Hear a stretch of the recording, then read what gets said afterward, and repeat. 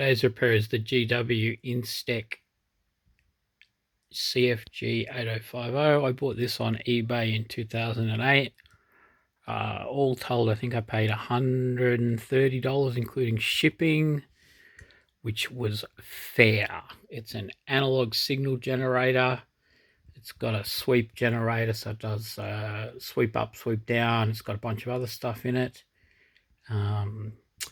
It's been a bit unreliable. I think some of the connectors just need reseating. So that's the front of it. And around the back, there's TTL out, which is a logic pulse, which is in the frequency of the oscillator. Then there's an AM in, burst in, counter in, because it's got a frequency counter on the front. VCG, voltage controlled gain, I think. I never used that one. That one in there, the GCV, you put in a control voltage and it sweeps the oscillator. I added banana plugs into it, so TTL is that same output and the VC is the frequency, the voltage control that goes into the oscillator. Sorry, it gets the voltage controlled oscillator out on the back, not an input as far as I recall now. And this is the inside of it. I've never calibrated it. It hasn't needed it, but you've got all your range switches and everything there hooked up there.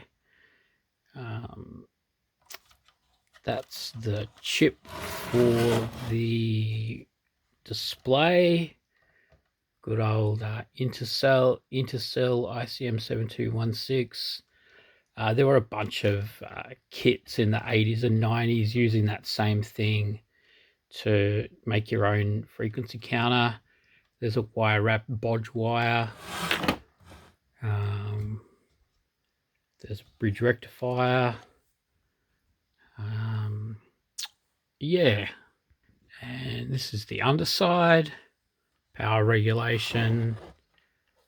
Op amps, more op amps, and the core of the oscillator is somewhere. There's an ICL 803080, might be on the other side.